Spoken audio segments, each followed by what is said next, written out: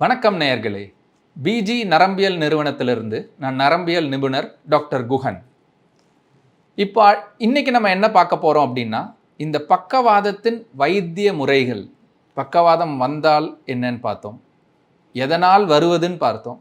இப்போ வந்த உடனே நான் என்ன பண்ணணும், மருத்துவமனைக்கு போய் அங்கே என்ன நடக்கும் அப்படின்றத பார்த்தீங்க அப்படின்னா,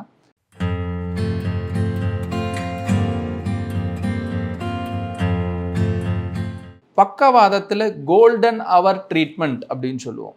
கோல்டன் அவர் ட்ரீட்மெண்ட்னா அந்த ஏற்படும் அடைப்பை, அதாவது இஸ்கீமிக் ஸ்ட்ரோக்கில் ஏற்படும் அடைப்பை நம்ம 4.5 மணி நேரத்துக்குள்ளே போனோம்னா நம்ம அதை மருந்து கொடுத்து கரைக்க முடியும். அதாவது இதை த்ரோம்போலைசிஸ் அப்படின்னு நம்ம சொல்கிறது. இதை நம்ம ஒரு டைம் விண்டோ அப்படின்றது நம்ம சொல்லுவோம். இந்த டைம் விண்டோ தான் இந்த 4.5 hours. இந்த 4.5 hours 4.5 மணி நேரத்துக்குள்ள இந்த ஸ்ட்ரோக் ரெடி ஹாஸ்பிட்டலுக்கு நீங்கள் போகும்போது அந்த அடைப்பை நம்ம கரைச்சோம்னா திருப்பியும் இந்த ஏற்படும் டெஃபிசிட்ஸ், அந்த பலகீனங்கள் திருப்பியும் முன்னேறுவதற்கு வாய்ப்புகள் அதிகம். இப்போ இந்த டைம் விண்டோ 4.5 hours அப்படின்னு சொல்லும்போது நான் 4.5 மணி நேரத்துக்குள்ள இந்த 4 மணி 29 நிமிஷத்தில் போய் நான் ஹாஸ்பிட்டலில் நிற்கணும் அப்படின்றது கிடையாது. ஒவ்வொரு நிமிடமும் 1.8 மில்லியன் நியூரான்ஸ் நம்ம இழந்துக்கிட்டு இருக்கோம் இந்த ஸ்ட்ரோக் அப்போ. ஸோ எவ்வளவு சீக்கிரம் போய் நம்ம இந்த மருந்தை போட முடியுதோ அவ்வளவு நியூரான்ஸை நம்ம அந்த அடப்புல இருந்து காப்பாற்ற முடியும். இப்போ நான் 1 மணி நேரத்தில் இந்த இன்ஜெக்ஷன் போடுவதும் 4வது மணி நேரத்தில் நான் இந்த இன்ஜெக்ஷன் போடுறதுலையுமே முன்னேற்றம் இருக்கிறது. ஆராய்ச்சியில் என்ன சொல்லியிருக்கிறாங்கன்னா, 1.5 மணி நேரத்தில் ஊசி போடுவது நல்ல ரெஸ்பான்ஸ் கொடுக்கும். 1.5 மணி நேரத்திலிருந்து 3 மணி நேரத்தில் போடுறது அதை விட கம்மி ரெஸ்பான்ஸ், ஆனால் நல்ல ரெஸ்பான்ஸ் இருக்கும். இந்த 3லேருந்து 4.5 மணி நேரத்துக்குள்ளே நம்ம போடும்போது இந்த 3 மணி நேரத்தை விட இன்னும் கொஞ்சம் கம்மி ரெஸ்பான்ஸ் இருக்கும். அதனால் பக்கவாதம் ஏற்படுது அப்படின்னு தெரிஞ்சால் நம்ம 4.5 மணி நேரம்னா 4 மணி நேரம் வரைக்கும் ஒருத்தர் வர வரைக்கும் நம்ம வெயிட் பண்ண வேண்டாம். உடனே பக்கவாதத்துக்கு தயார் நிலையில் உள்ள மருத்துவமனைக்கு செல்ல வேண்டும். இது நம்ம டைம் விண்டோ அப்படின்னு சொல்கிறது. அப்போ 4.5 மணி நேரம் தாண்டிடுச்சுன்னா இந்த த்ரோம்போலைசிஸ் கொடுக்க முடியாதா அப்படின்னு சொன்னீங்கன்னா, எவிடன்ஸ் பார்த்தோம்னா 4.5 மணி நேரத்துக்கு தாண்டி எஸ்டாப்ளிஷ்ட் எவிடன்ஸ் பேஸ்ட் மெடிசனில் கொடுக்க முடியாது அப்படின்னு இருக்கிறது. பட் அதை தாண்டி சில கேசஸில் நம்ம டிஷ்யூ விண்டோ அப்படின்னு சொல்லுவோம். எல்லாருக்கும் அந்த நரம்புகள் செயலிழப்புறது ஒரே ஸ்பீடில் இழந்து போகாது, சில பேருக்கு ஸ்லோ ஆகும்.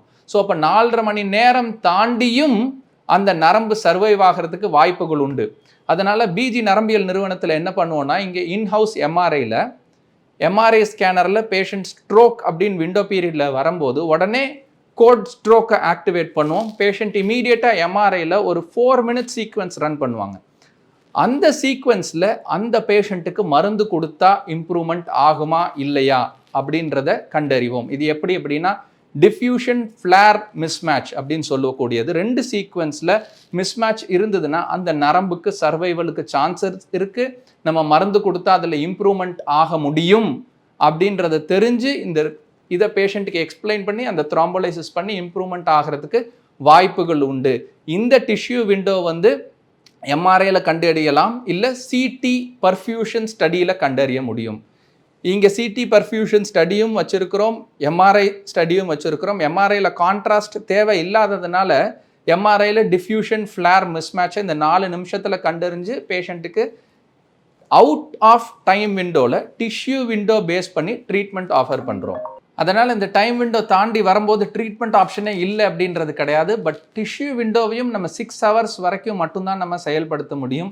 6 hours தாண்டிய பிறகு இதோட வாய்ப்பு ரொம்ப ரொம்ப ரொம்ப ரொம்ப ரொம்ப ரொம்ப கம்மியாக உள்ளது. அப்படியே ட்ரிக்கிள் டவுன் ஆகி க்ளோஸ் டு 0 ஆயிரும்.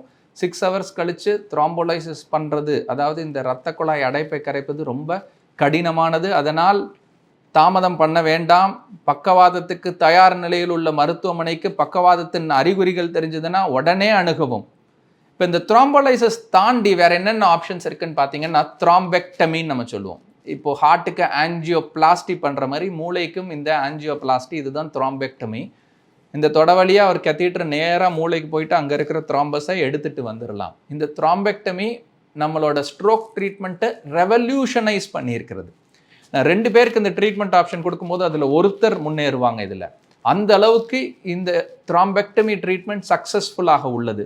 ஆனால் இந்த த்ராம்பெக்டமி ட்ரீட்மெண்ட்டும் நம்ம மொதல் 6 ஹவர்ஸில் கொடுத்தாக வேண்டும். 6 மணி நேரத்துக்குள் பேஷண்ட்டுக்கு செலுத்தினா இதில் நல்ல முன்னேற்றம் வரும்.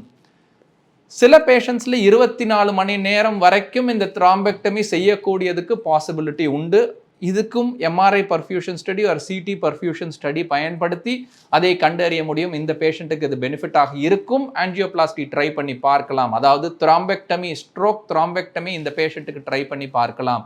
அப்படின்ற அந்த த்ராம்போலைசிஸ் அண்ட் த்ராம்பெக்டமி ஸ்ட்ரோக் ட்ரீட்மெண்ட்டை ரெவல்யூஷனைஸ் பண்ணியிருக்கிறது. இதற்கு முன்னாடி ஒரு பேஷண்ட் ஆஸ்பத்திரிக்கு வராங்க அப்படின்னா இந்த த்ராம்போலைசிஸ் த்ராம்பெக்டமி வரதுக்கு முன்னாடி அம்மா பக்கவாதத்துக்கு இதுதான் மாத்திரை, இது போட்டுட்டு பயிற்சி பண்ணுங்கள் அப்படின்னு சொல்கிற காலம் போய் த்ராம்போலைசிஸ் த்ராம்பெக்டமி பண்ணி மீண்டும் நடக்க வைக்க முடியும் அப்படின்ற ஒரு வைத்திய முறை நம்மளுக்கு எல்லாம் வந்திருக்கிறது. இதை தேவைப்படுபவர்கள் உரிய நேரத்தில் பயன்படுத்திக்க வேண்டும். இதை சம்பந்தப்பட்டு உங்களுக்கு வேற ஏதேனும் கேள்விகள் இருந்ததுன்னா கீழே கமெண்ட் செக்ஷனில் போடுங்க. அதுக்கு எங்களால் முடிந்த அளவுக்கு வேகத்தில் உங்களுக்கு ரிப்ளை பண்ணுறோம்.